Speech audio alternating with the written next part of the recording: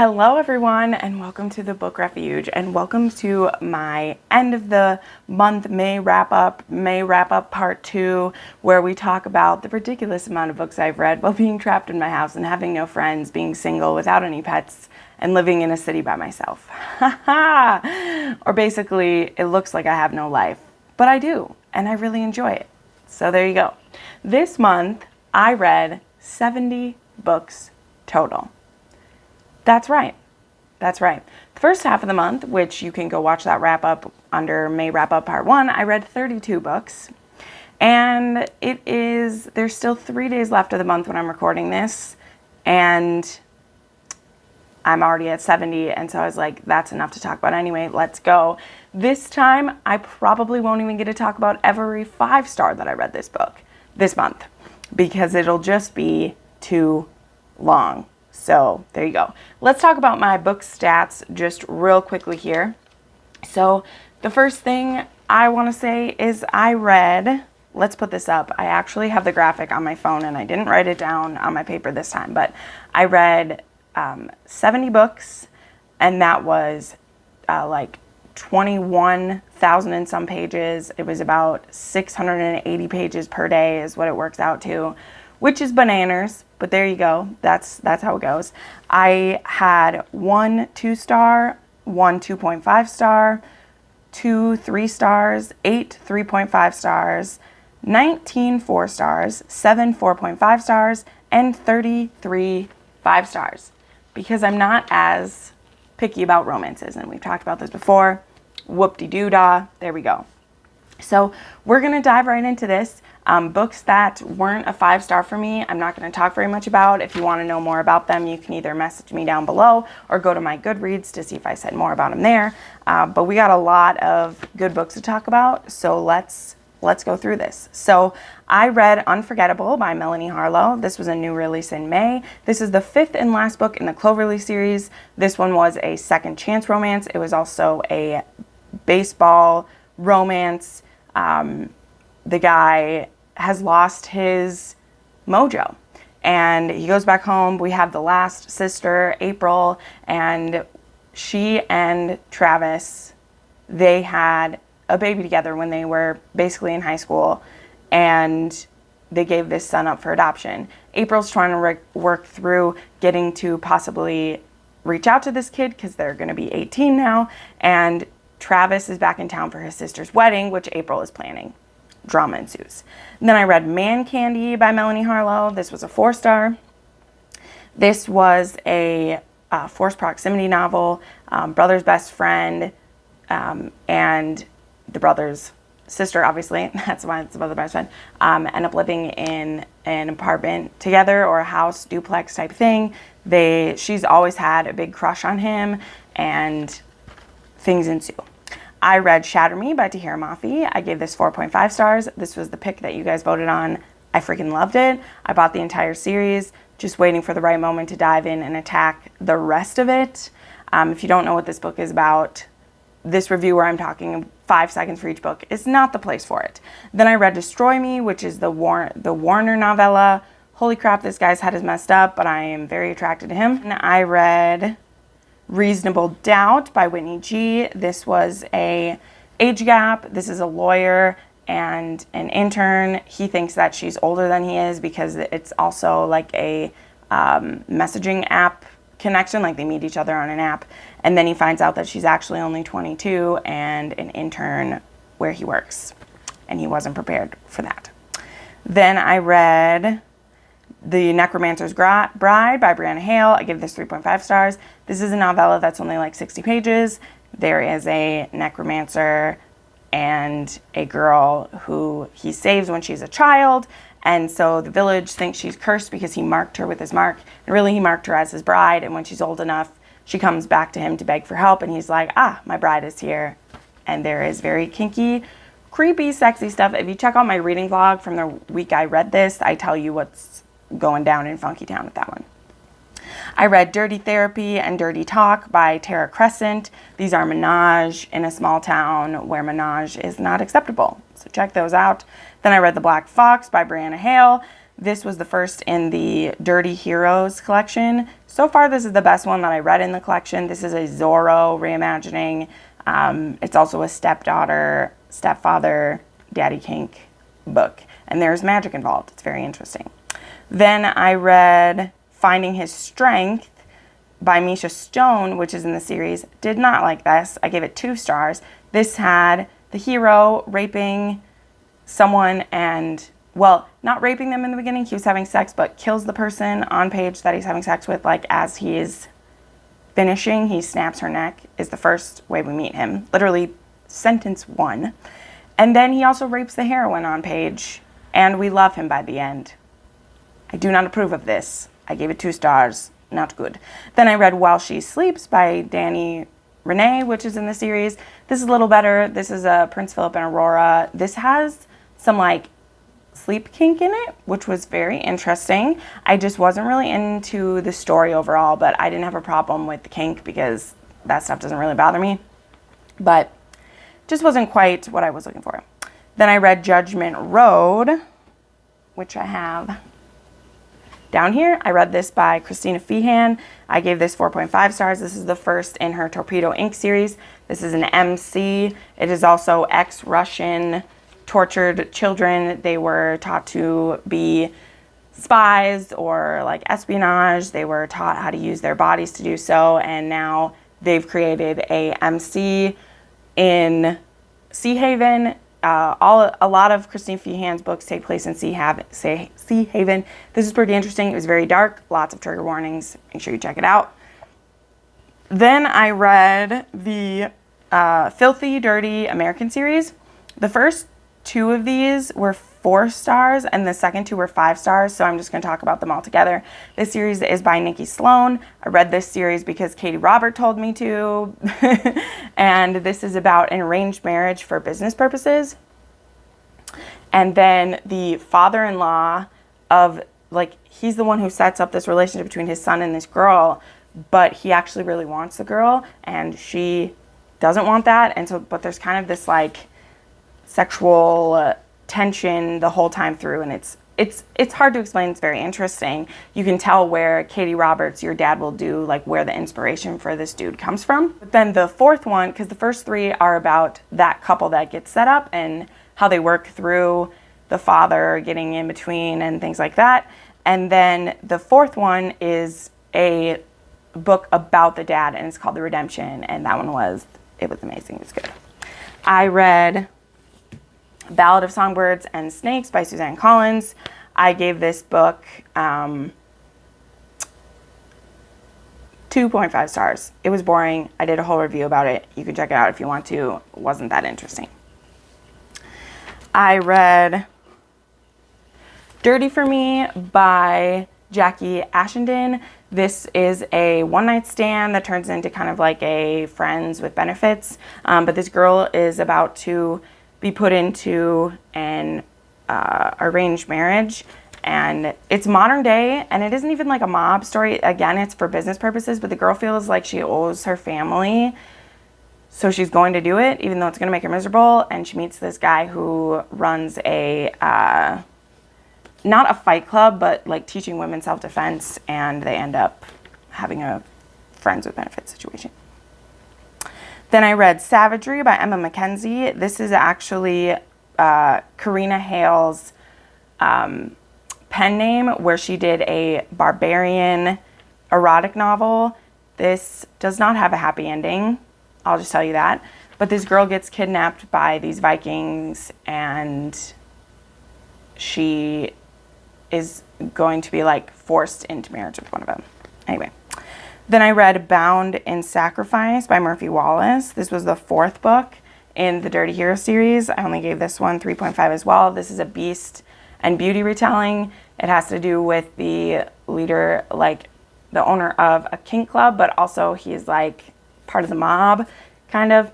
And this dad ends up owing this guy a lot of money, so he basically sells his daughter. However, the guy doesn't just, like, he takes her, but he also doesn't treat it like he owns her. He just explains BDSM to her then. So this was good. This was good. It was too short, and it wasn't as good as some of the other things I was reading.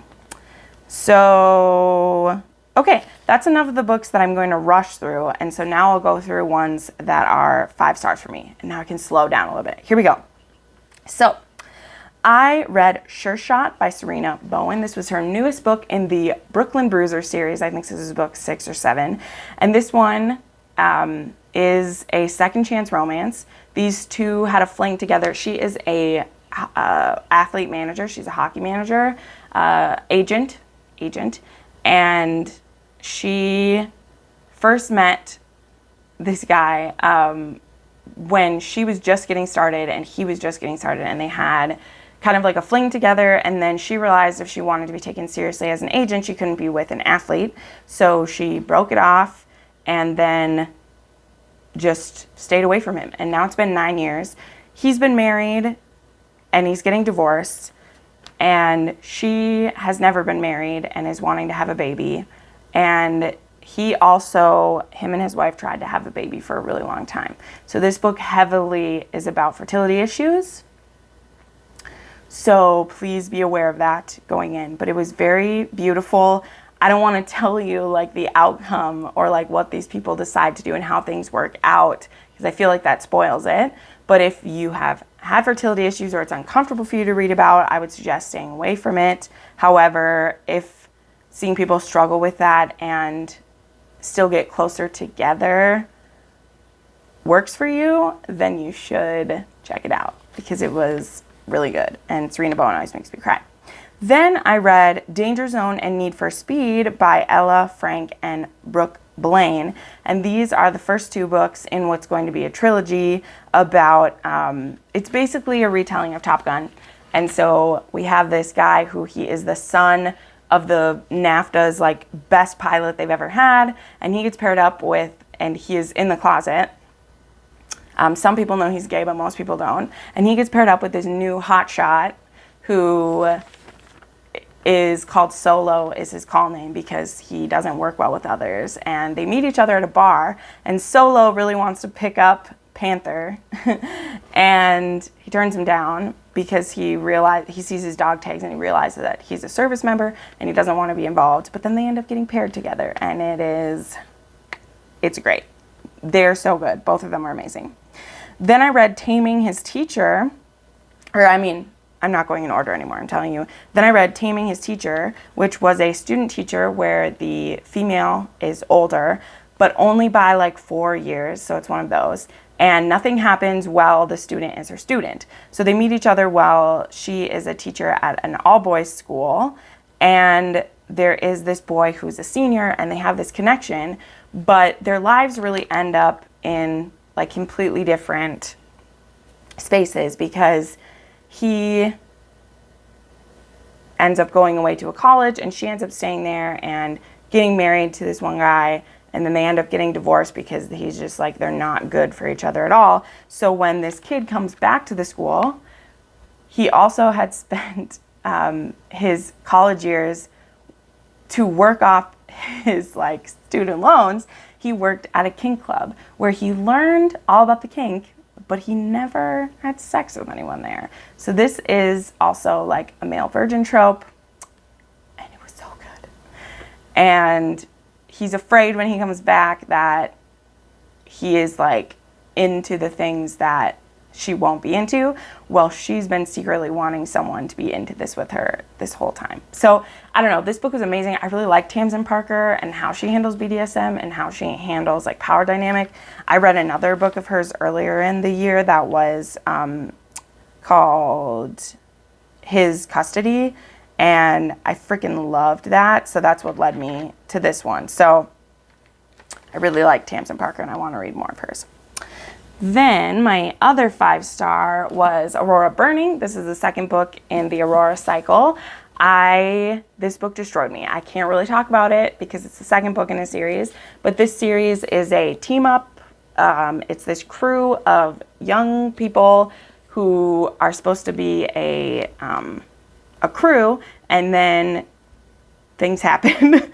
There is aliens, there's planets, there's secret missions, there is magicalness. That's just, it's so cool. There are hints of possible like time travel elements maybe gonna be in here. I don't know. But I love the characters. I love Cal. Cal is my cinnamon roll hidden in a killer. There's nothing else to say. And I love it. I love it. I love it. So it was great. It will crush your soul though. It absolutely crushed my soul where it stopped. Read A Heart of Blood and Ashes by Mila Vane. I've talked incessantly about this book. I have a dedicated review to it. I've mentioned it in so many videos, and there's still one more that it will also be in that's coming up. But this is a barbarian fantasy. It is 100% fantasy and 100% romance, and I adored it. This is a enemies to lovers. This is an arranged marriage. This is a marriage of inconvenience. And yeah, I don't need to go on and on about this anymore. Check out the review if you want more details. It's so good. It was fantastic. The Grand Sophie by Georgette Hare, which I also loved so much. This book is a historical romance. It was actually written in 1950. It turns out that I ended up listening, because I listened to this on Scribd, as it was only a 4-hour audiobook, so I listened to it on my way home and back from my family's over Memorial Day weekend. And I found out, sadly, that I actually listened to an abridged version, which I hate that. But it makes me excited because I'm going to find a copy of this book. This was suggested to me by one of you guys, actually. And it's like a Regency romance. It was very much like Jane Austen. This is this wonderful girl who her father needs to go on assignment in Brazil. And so she gets sent to live with her cousins, and it's a big family. Her cousins, I think there's 5 or 6 kids. And her oldest cousin, even though her uncle is still alive, her oldest cousin is basically running the family at this point because his dad has made some very bad like business decisions. So the son kind of takes over being in charge of that. And the family's supposed to help her find a husband. And she just turns their life upside down in the most delightful ways. She just saves them from themselves so many times, but not in a condescending way. She is so full of life. The banter's on point. If you're looking for a historical romance without any smut, this would be a great one to start with. It was adorable. It left me wanting more. So I definitely need to find the unabridged version so I can read everything, because I just wanted more. But it is also, if you want to try the abridged version, it is on Scribd. You can check it out there. Then I read Ringmaster by Brianna Hale. Was another 5-star. This is an age gap. This has a very dark start. We start off with, this girl who her father is beating her, and she runs away from the house at the same time that a traveling circus, the owner, is like going by on his horse. And so he saves this girl from her dad, and he offers her to run away with the circus. And the love and fuzziness and home feeling that you get from this book, I was not expecting, because I'd read 2 other Brianna Hale books this month, and they were both like really dark, basically erotic novels. And this one was a slow burn, found family. This girl's only 17 when we first meet her, and he's 31, so nothing happens before her birthday. And it's also a point of like literally everyone knows that they're meant for each other by the time it happens. But there is trigger warnings for, it's not really on page, but like abuse of her, as well as the ringmaster, like his sister was really hurt and killed. And so they like talk about what happened to his sister. So just know that. All right, then the last thing I want to talk about, and I'm actually going to be doing a dedicated video to these books, so I'm not going to talk too much. Maybe we'll actually have a short wrap up. Imagine that. I have one of her books left. I have read Cora Riley's entire Mafia selection, except for one so far. So I saw these explained in a video by, there's this book, well, she's not a booktuber, she's a makeup and lifestyle, or like makeup and that kind of tuber, but she also loves Booktube and like dark novels, so she's been putting up more like Booktube videos lately. And she did one on Mafia romances, and I really love Mafia romances, but they usually like hurt so much to listen to them, and they're usually like too dark for me. But I got into this one, this series, and it starts with the Bound in Blood Mafia series, and the first one is Bound in Honor, and this one is an arranged marriage. And then a few of them are arranged marriage, some of them are